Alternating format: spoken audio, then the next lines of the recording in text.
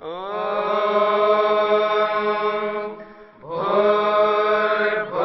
स्वः तत्सवितुर्वरेण्यं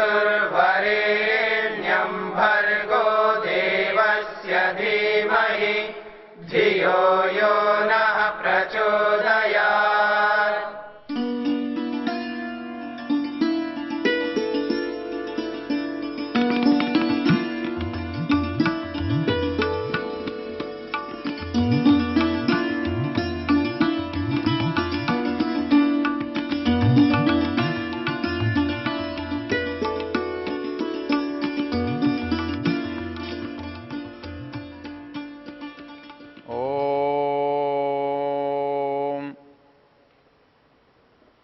वैदिक साहित्य में यदि 3 शब्दों को हम समझ लें तो उनका उचित प्रयोग करना आ जाएगा और जो वेद का प्रयोजन है, उद्देश्य है, मनुष्य जीवन को सफल बनाना, वो सिद्ध हो जाएगा। वो 3 शब्द हैं ज्ञान, कर्म, उपासना। और इसी दृष्टि से हम वेद के विषयों को बांटते भी हैं। हम ऋग्वेद को ज्ञान कांड कहते हैं, यजुर्वेद को कर्मकांड कहते हैं और सामवेद को उपासना कांड कहते हैं, अथर्ववेद को विज्ञान कांड कहते हैं। तो जो ज्ञान, कर्म, उपासना है, ये बिल्कुल अलग अलग भी नहीं है। ये एक दूसरे के पूरक हैं और इनका एक निश्चित क्रम है।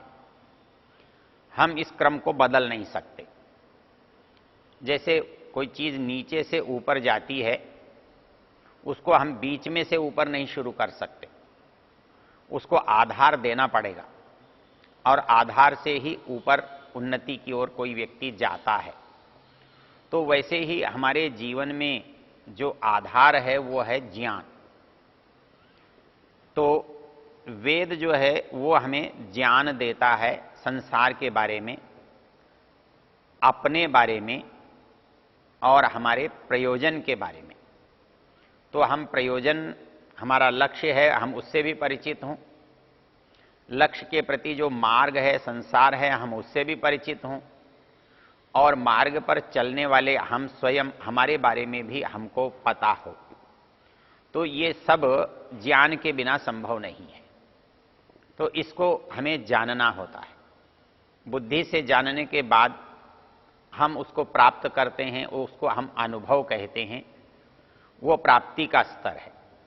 तो ज्ञान, कर्म, उपासना, इसमें हमारे विद्वानों में भी और हमारे विद्वानों के कारण सामान्य लोगों में भी कई जगह गहरा मतभेद दिखाई देता है। हमारे लोग ये समझते हैं जैसे ज्ञान से कोई चीज प्राप्त होती है तो हमें कर्म की आवश्यकता नहीं है।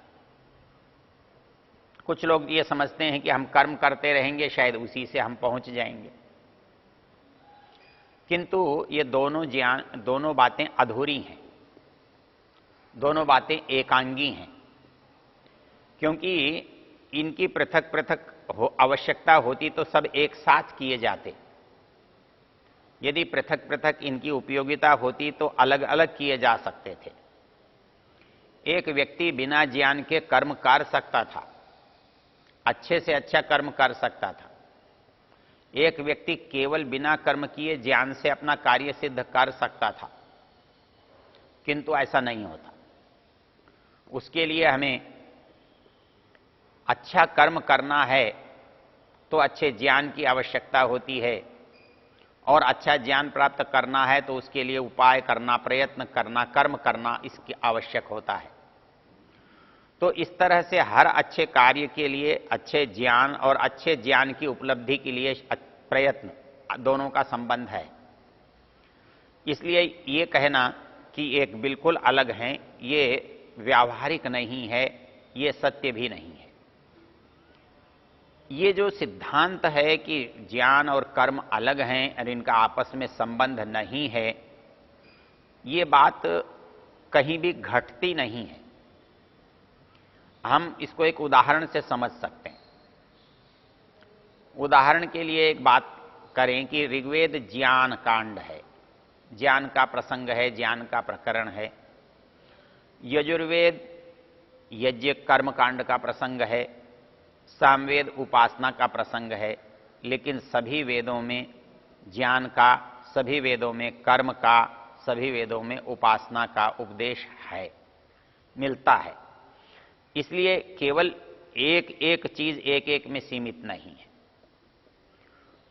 एक और उदाहरण से भी हम समझ सकते हैं कि ज्ञान और कर्म को हम पृथक नहीं कर सकते। एक ही अध्याय में जब ज्ञान का भी उपदेश हो और उसी अध्याय में कर्म की भी महत्ता बताई गई हो, तो उसको भी अलग करके देखना ये मनमानी है, मनमर्जी है और शास्त्र से बलात्कार है। क्योंकि सारा शास्त्र समग्र रूप में देखा जाता है, टुकड़ों में नहीं। वेद जब हम कहते हैं तो एक वेद नहीं होता, पूर्ण वेद होता है, वेद का व्याख्यान होता है, उसके साहित्य होता है, वो समग्र होता है। और नियम है जो समग्र होता है, जो एक होता है, उसमें परस्पर विरोध नहीं होता।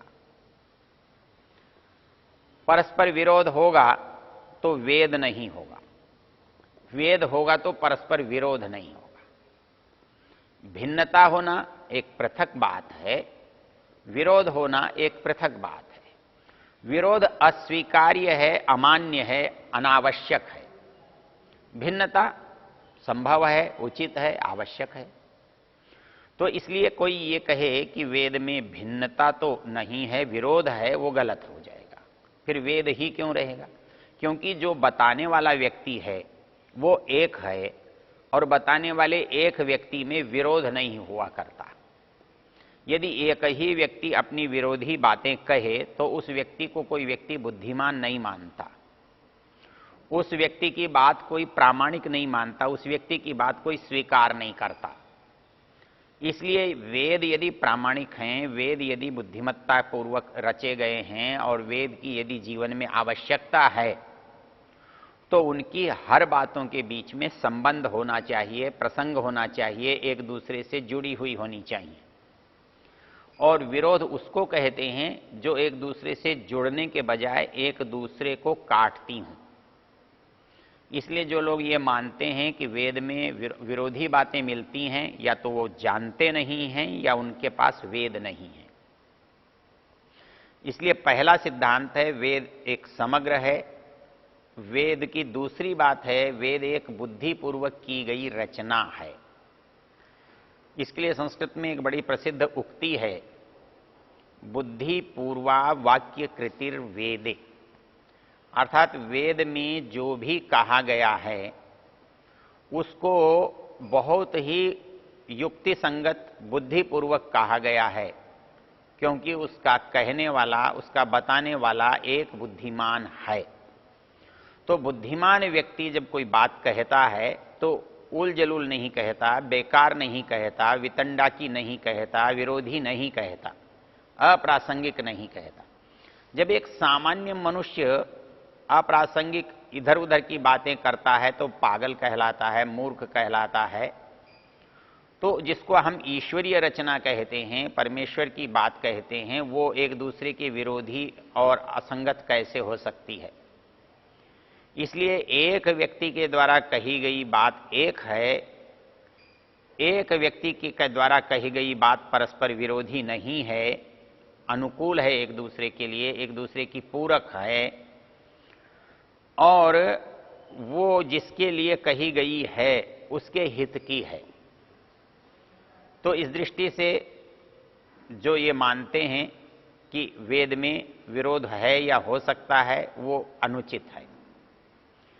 वेद में समग्रता से एक ही बात कही गई है।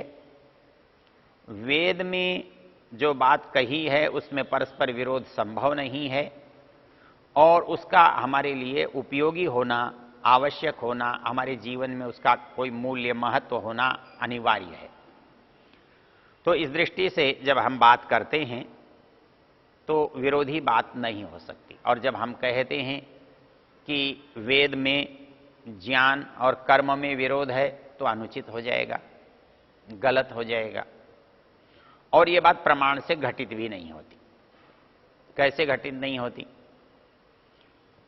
हम जो साहित्य ज्ञान के नाम पर देखते और स्वीकार करते हैं, जो साहित्य हम कर्म के नाम पर देखते हैं, उन दोनों की तुलना करने से भी, उन दोनों का अध्ययन करने से भी, उन दोनों को देखने से भी ये बात हमारे लिए बिल्कुल स्पष्ट हो जाएगी कि ज्ञान और कर्म में किसी प्रकार का विरोध नहीं है।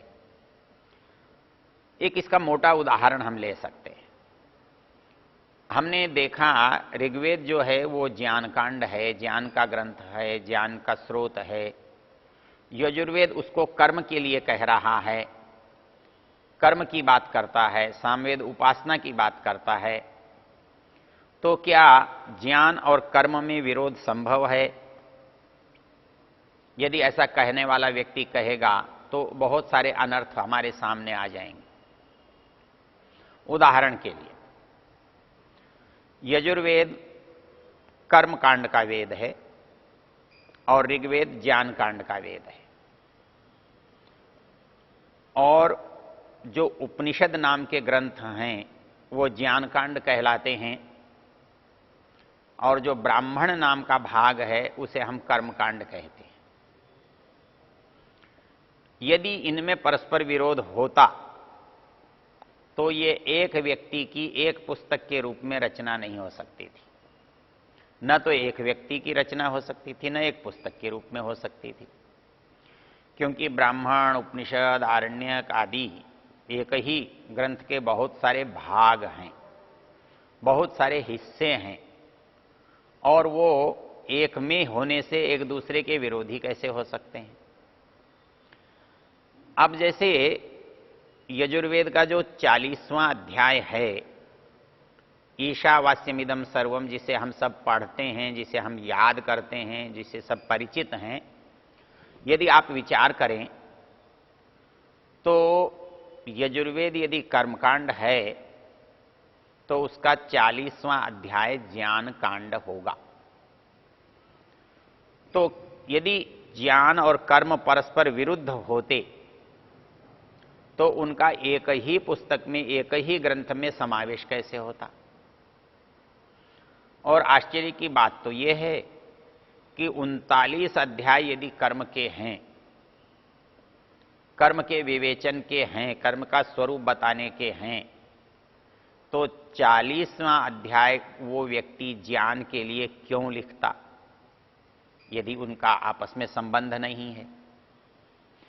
एक उपसंहार है और एक ग्रंथ है, तो ग्रंथ का उपसंहार में विरोध हुआ तो ग्रंथ क्या हुआ? ग्रंथ के 3 भाग हुआ करते हैं। उसके प्रारंभ को, उसकी भूमिका को हम उपक्रम कहते हैं, मध्य भाग को ग्रंथ कहते हैं, और ग्रंथ के अंतिम भाग को उपसंहार कहते हैं। तो उपक्रम से उपसंहार तक यदि भिन्न बातें हुई तो वो ग्रंथ में एकत्व कहां से आएगा? एकत्व के बिना उसका मूल्य क्या होगा, उसका प्रयोजन क्या होगा? इसलिए कहीं भी उपक्रम और उपसंहार में विरोध नहीं हो सकता। एक उसके अतिरिक्त सबसे रोचक बात, 40वें अध्याय का पहला मंत्र और दूसरा मंत्र। पहला मंत्र तो शुद्ध ज्ञान है, दर्शन है, और दूसरा मंत्र कर्म की महत्ता का है, कर्म के औचित्य का है, कर्म की अनिवार्यता का है, कर्म की आवश्यकता का है। तो क्या कल्पना की जा सकती है कि इन 2 मंत्रों में परस्पर विरोध है? ऐसा सोचना भी अनर्थकारी है, ऐसा सोचना भी एक गलत दृष्टिकोण है। मूल चीज, क्योंकि इस ज्ञान को जो पहले बताया है और कर्म को बाद में बताया है, ये एक विशेष प्रयोजन है कि पहले इस ज्ञान को हम करेंगे, लेंगे, हमको प्राप्त होगा, और तो उस ज्ञान के अनुसार जब हम कर्म करेंगे तो वो कर्म हमारा उस ज्ञान को सिद्ध करने वाला होगा, उस ज्ञान के फल को देने वाला होगा। इसलिए उसका स्थान पहला है और कर्म का स्थान दूसरा है। तो ज्ञान और कर्म में विरोध नहीं है। एक और बिंदु से विचार कर लेते हैं। जितने भी ज्ञान के ग्रंथ कहलाते हैं, उपनिषदें, उनको यदि आप विचार करके देखें, गहराई से सोचकर देखें, उनका स्वाध्याय करें, तो आप अनुभव करेंगे कि नाम उनका उपनिषद जरूर है, किंतु वो कोई स्वतंत्र रचना नहीं है। हमारे साहित्य में कभी कभी किसी ग्रंथ का कोई भाग बहुत महत्व पा जाता है, लोग उसको बहुत अलग से आदर देने लगते हैं। इसका एक उदाहरण है गीता। गीता न तो कृष्ण की रचना है और न गीता कोई स्वतंत्र पुस्तक है। गीता तो उसकी रचना है जिसने महाभारत को रचा है। तो महाभारत का रचनाकार कोई श्री कृष्ण तो कहलाता नहीं। तो रचनाकार है व्यास, जिसके नाम से प्रसिद्ध है, और उपदेश है श्री कृष्ण का। तो श्री कृष्ण का जो उपदेश है वो व्यास के मुख से, व्यास के लेखनी से प्राप्त हुआ है। इसलिए महाभारत का लेखन क्योंकि उसने किया है, तो गीता का लेखन भी उसी ने किया है। लेकिन आज हम जब देखते हैं तो गीता के नाम से कोई महाभारत को तो याद नहीं करता। गीता को स्वतंत्र पुस्तक की तरह से हम काम में लेते हैं, उसका पाठ करते हैं, उस पर प्रवचन करते हैं, उसको लेकर शपथ लेते हैं, तो उसको एक अलग धर्म ग्रंथ की तरह से हम स्वीकार करते हैं। पूरे महाभारत को तो हम धर्म ग्रंथ की तरह से स्वीकार नहीं करते। तो इस दृष्टि से जब आप देखेंगे तो हमारा जो बहुत सारा साहित्य है उसमें प्रयोजन विशेष से, कहीं छोटा होने से, सार रूप होने से, संक्षिप्त होने से, किसी कार्य के लिए उपयोगी होने से हम उसको वहां से अलग कर लेते हैं। तो वैसे ही ज्ञान के जो ग्रंथ कहलाते हैं, जिन्हें हम उपनिषद कहते हैं, वे ग्रंथ भी दूसरे बड़े बड़े ग्रंथों के भाग हैं, दूसरे बड़े ग्रंथों के हिस्से हैं। वो उपयोगिता की दृष्टि से, ज्ञान की दृष्टि से, आत्म परमात्मा के विवेचन की दृष्टि से, जो केवल उपासना में रहना चाहते हैं, जो केवल आत्मा परमात्मा की बात करना चाहते हैं, जो वैराग्यवान हैं, जिनको सांसारिक ज्ञान विज्ञान की आवश्यकता नहीं है, जो उससे ऊपर उठ चुके हैं, वो उसी में रमण करते हैं, उसी का विवेचन करते हैं, उसी पर विचार करते हैं। इसलिए हम उनको अलग से उपनिषद नाम से जानते हैं।